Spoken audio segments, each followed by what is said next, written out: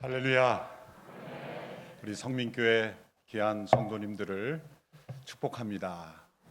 또 귀한 교회에 귀한 담임 목회자로 이혜영 목사님을 하나님께서 인도하셔서 이렇게 담임 목사로 또 세워주신 하나님께 찬양을 올려드립니다. 이혜영 목사님이 이렇게 성민교회로 부임하면서 오늘 이 교회는 기둥이 하나 없어져서 좀 흔들리지만 하나님께서 기뻐하시는 줄로 믿습니다. 최근에도 여러 교회에서 이렇게 담임 목회자 추천이 요청받으면 참 고민이 많이 됩니다. 그래서 제 나름대로 중요한 기준을 하나님 앞에 세웠습니다. 그것은 어느 교회 담임 목회자를 추천할 때 물론 보장된 것은 아니지만 또 우리 성도님들의 기도와 평가 속에 선택되는 것이지만 추천할 때는 오래오래 같이 입고 싶은 목사님을 추천해야 된다. 조금 나가줬으면 하는 분은 절대 추천하면 안 된다. 그런 말 있죠. 안에서 새는 바가지 밖에서도 샌다. 그래서 제가 보기에 또 온누리교회 성도들이 오래오래 같이 있고 싶은 또 같이 주님을 섬기고 싶은 그런 목회자를 추천하는 것이 합당한 것이다. 그래서 지금까지 그런 원칙을 제가 지키고 그 가운데 가장 적합하다고 여기는 목사님을 추천해 왔는데 이렇게 성민교회 정말 서로 잘 맞는 그러한 성도들과 또 목사님 만나게 되어서 하나님께서 영광 받으시고 또 우리 성도들에게도 또 이 목사님에게도 큰 축복이 될 줄로 믿습니다. 예수님께 바리새인들이 찾아와서 질문을 던지는 장면입니다. 요한과 요한의 제자들은 금식하는데 왜 당신과 당신의 제자들은 금식하지 않습니까? 라는 도전적인 질문입니다. 금식이 바로 바리새인들의 아주 중요한 심벌로 바리새인 됨을 표시하는 중요한 표식이었고 그것이 경건의 상징이고 또 하나님이 기뻐하시는 그러한 삶의 모습으로 여겨졌던 시대였기 때문입니다. 사실은 예수님과 제자들이 금식하지 않은 것이 결코 아니죠. 예수님은 많은 금식을 하셨습니다. 단 제자들마저 모르게 조용히 은밀하게 하셨기 때문입니다.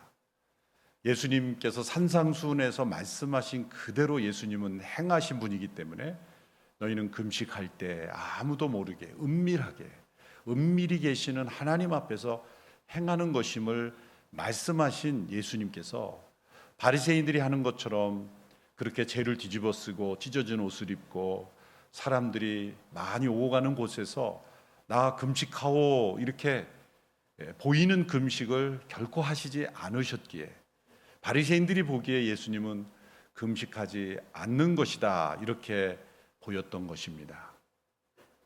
이처럼 당시의 바리새인들은 이 금식이라는 하나님 앞에서 자신의 생명까지 내놓는 그러한 결단으로 나아가는 그러한 경건의 모습을 도리어 자신을 의롭게 만드는 그러한 종교적인 포장 도구로 사용하고 있었습니다.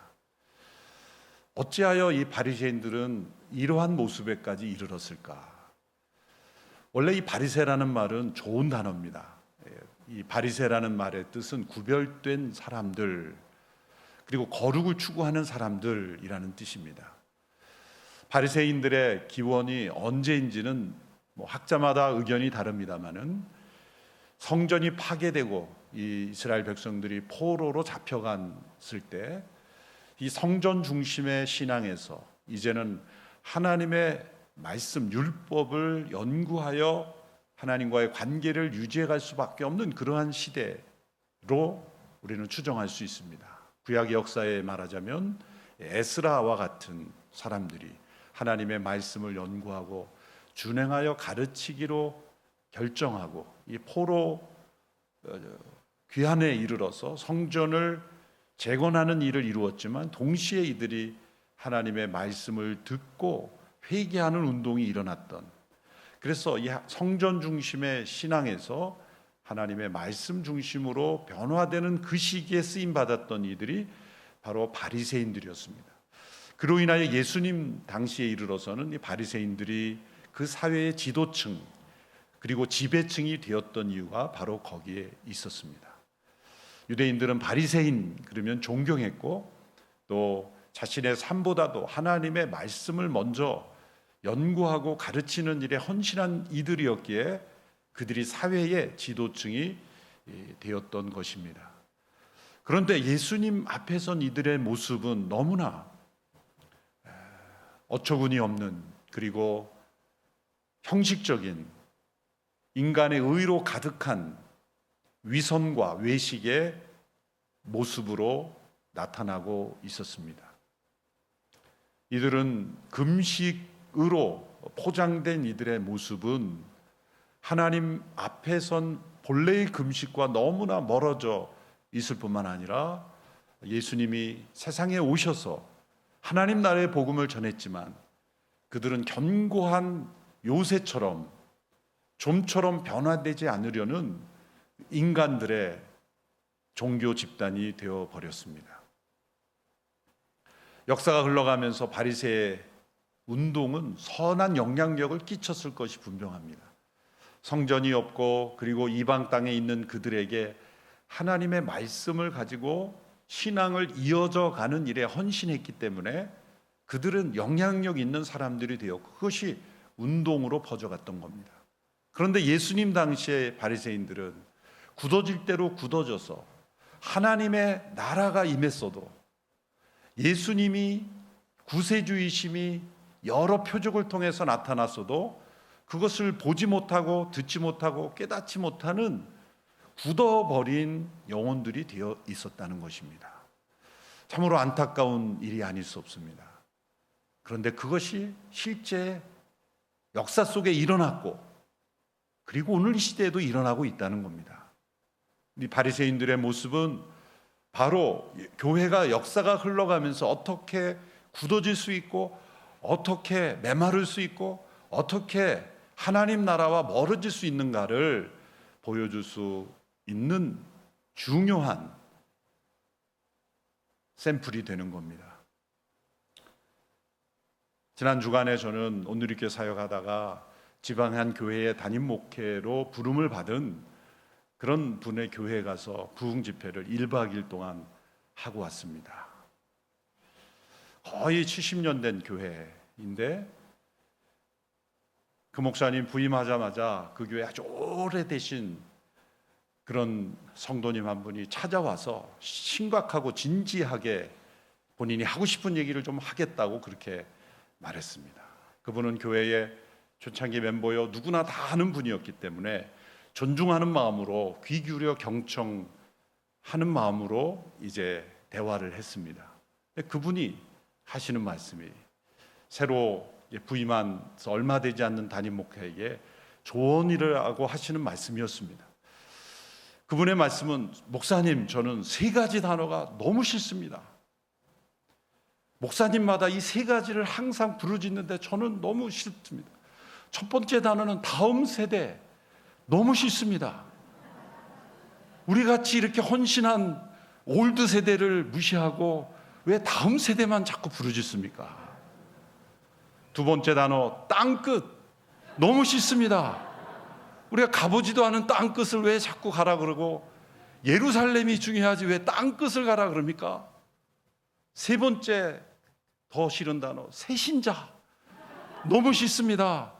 주차할 데도 없고 앉을 자리도 없는데 목사님들은 항상 새신자 그러니, 제가 정말입니까? 그랬더니 정말이라는 거예요.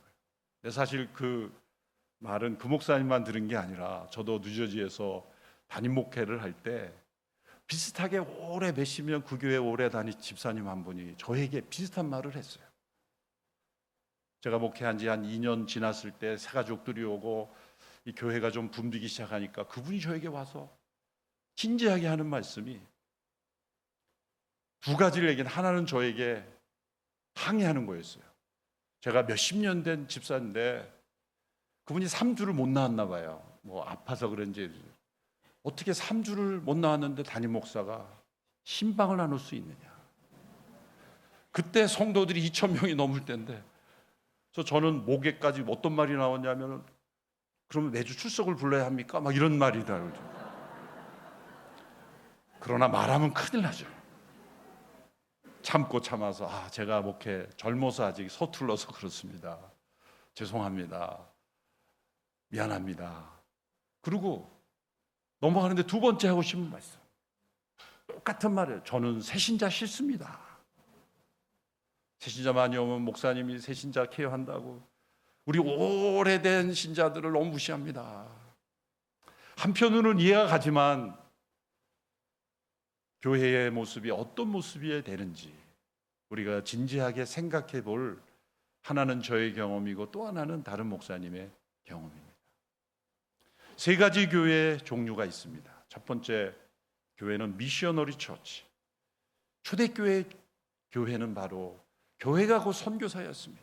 예수 그리스도의 부활을 증거하고 그들은 무엇인가 증거하지 않으면 견딜 수 없는 공동체였습니다.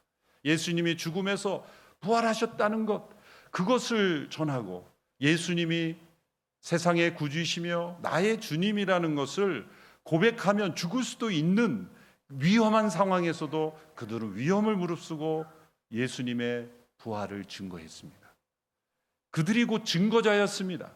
그 중에 소수의 몇 사람만 뽑아서 선교비 주고, 당신들은 전념해서 예수님의 부활을 증거하는 일만 해라고 파송한 사람만 증거한 것이 아니라 예수님을 믿는 모든 성도들이 다 증인이었고 선교사였고 전도자였습니다.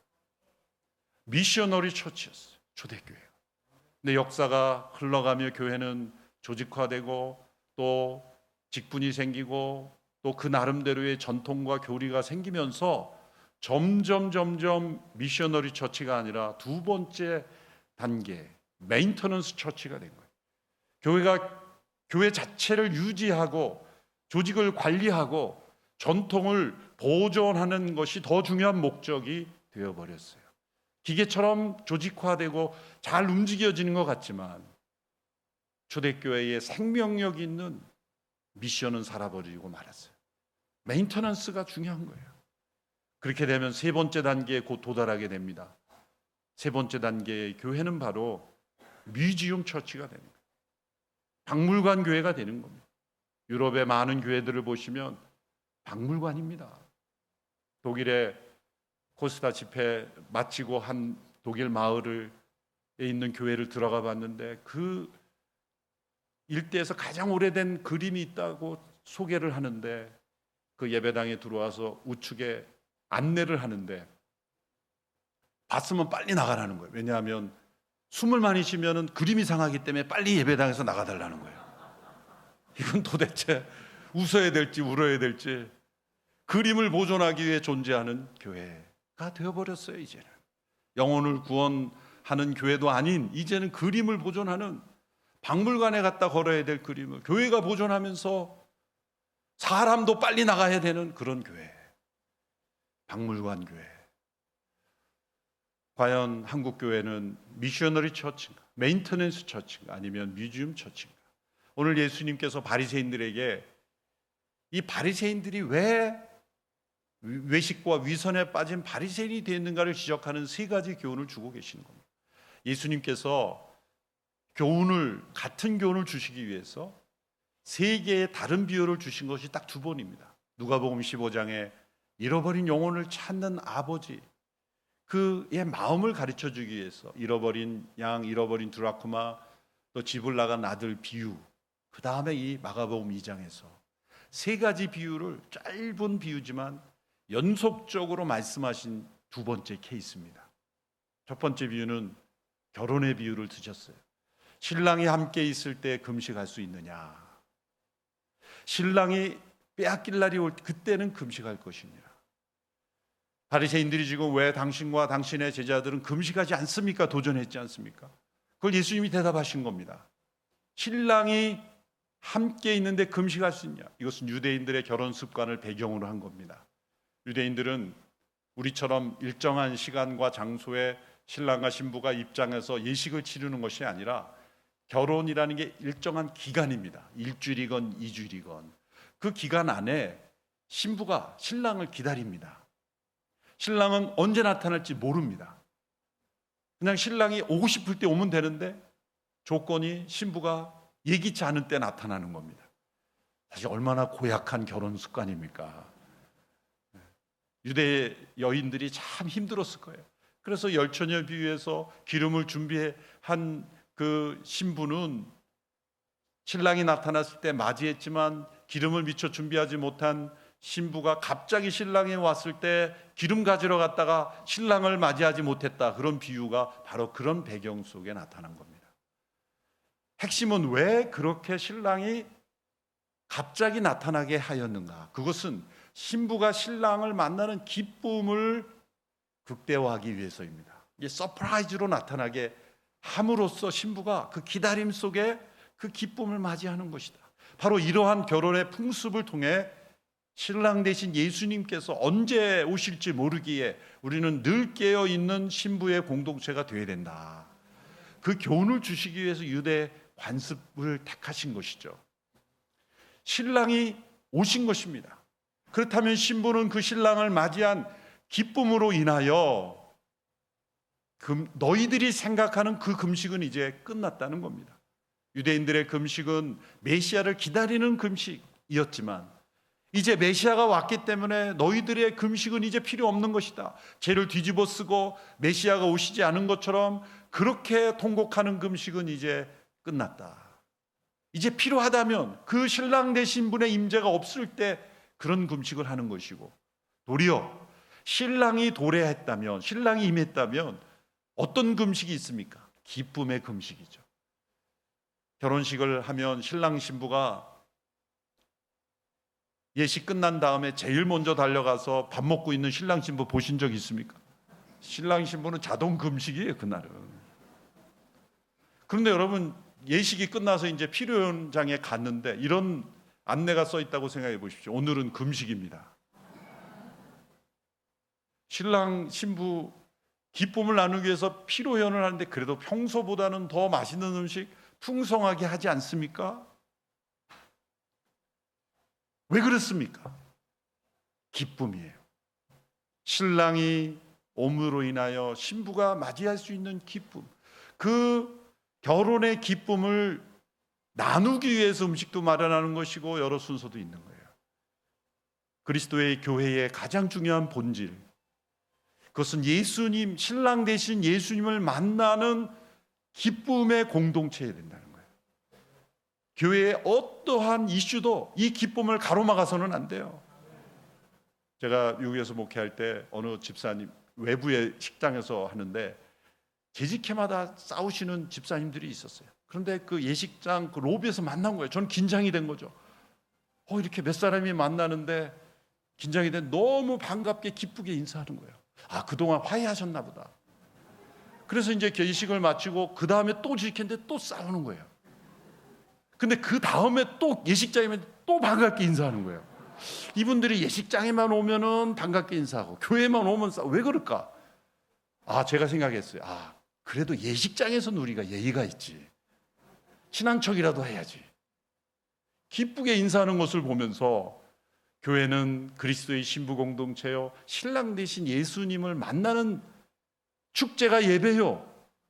그 나눔이 바로 교회 공동체의 사귐인데, 우리가 신랑 되신 그리스도의 임재하심을 기뻐하는 교회가 된다면 그 밖에 모든 것은 다 그냥 넘어갈 수 있는 거예요. 넘어갈 수 있는 거예요. 신랑 되신 예수님의 기쁨으로 가득한 성민교회 되기를 축원합니다. 예수님이 두 번째 비유는 새 옷을 말씀하셨어요. 새 옷감을 가지고 헌 옷을 이렇게 보수하는 사람이 있겠느냐?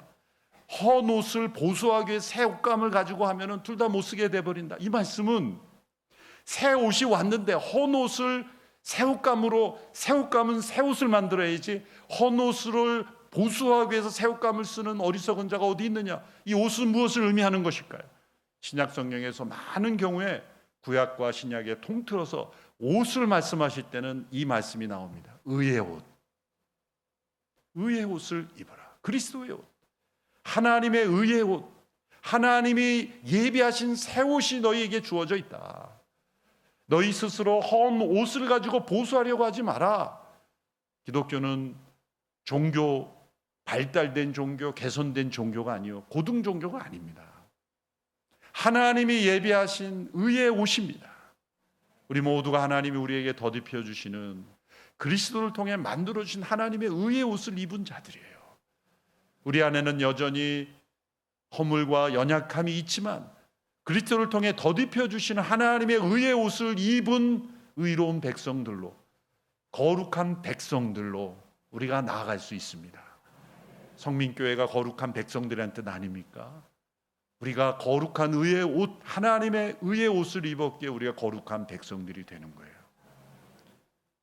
세 번째 비유가 새 포도주는 새 부대의 핵심 주제인데 이제 설교를 마칠 시간이 됐습니다. 1분 안에 마치겠습니다. 우리가 이 말씀을 들으면서 항상 먼저 생각하는 것은 새 부대에 초점을 둬요. 새 부대를 만들어야 된다. 교회의 조직과 제도를 새롭게 하고. 그러나 초점이 잘못된 겁니다. 초점은 새 부대입니다. 새 부대는 성령의 임재하심. 예수 그리스도의 영이 새 부대입니다. 새 포도주입니다. 엄밀히 말하자면 이 새 포도주는 새 포도즙입니다. 유대인들은 집집마다 포도주를 만드는데 큰 가죽 부대에다가 포도를 잔뜩 쌓고 발로 밟습니다. 그러면은 포도즙이 새어나오고 그것을 가죽 부대에 담습니다. 그러면 포도즙의 단계에서 포도주로 바뀔 때 가스가 팽창하게 되고 그것을 감당하기 위해 가죽 부대를 만드는 거죠. 가죽은 이 팽창력이 있기 때문이죠. 그런데 여러 번 사용한 가죽 부대는 이제 더 이상 늘어날 수 있는 팽창력이 없기 때문에 새 포도즙을 넣게 되면 그 늘어나는 가스를 견딜 수 없어서 뻥 하고 터져버리는 일이 일어난 겁니다. 간혹 유대의 여러 집에서 그런 일들이 일어난 걸 예수님이 비유하신 거예요. 새 포도즙을 옛 가죽 부대에 담으면 가죽 부대가 터뜨려 못 쓰게 된다. 이 말씀은 새 포도주 대신 예수 그리스도의 영이신 성령님이 임하면 옛 가죽 부대는 터지게 되어 있다는 말씀이기도 하는 겁니다. 이제 새로운 담임 목회자를 우리가 청빙하고 또 함께 기도하는 성민교회 성도 여러분, 이제 새 포도 대신 그리스도의 영이 충만한 교회가 되시기를 바랍니다. 그러면 옛 가죽 부대는 저절로 터지게 돼요. 고정관념도 터지고 오래된 습관, 버려도 되는 것, 옛 가죽 부대는 터지게 돼 있어요. 그러면 막으려고 하지 마십시오. 그냥 새 가죽 부대에 담으면 되는 거예요. 더 중요한 거는 가죽 부대가 중요한 게 아니라 새 포도주 대신 성령이 임재하심이 중요한 것이기에. 그렇게 보면 신랑 대신 그리스도, 하나님의 의의 옷, 그 다음에 성령님의 포도주 대신 삼위일체 하나님의 임재가 가득한 공동체. 이제 성민교회는 새로운 담임 목회자인 이영 목사님을 중심으로 우리 장로님들의 단합된 하나됨, 또 모든 성도들의 기도 가운데 이제 새 포도주의 임재가 가득한 사도행전의 놀라운 역사가 나타나서 이제는 미셔너리 처치로 땅끝을 향하여 나아가는 새신자치들이 정말 불어나는, 다음 세대가 일어나는, 지방의 모 장로님이 그렇게 싫어하는 세 가지가 성민교회는 가득하게 되기를 축원합니다. 기도하겠습니다. 하나님 아버지 감사합니다. 성민교회를 이곳에 세우시고 지금까지 영광 받으시니 감사합니다. 이제 4대 담임 목사로 이형 목사님을 세워주시니 감사합니다. 귀한 종을 통해 또한 성도들의 하나됨을 통해 놀라운 역사가 이 교회를 통해 이루어지게 하옵소서. 예수님의 이름으로 기도합나이다.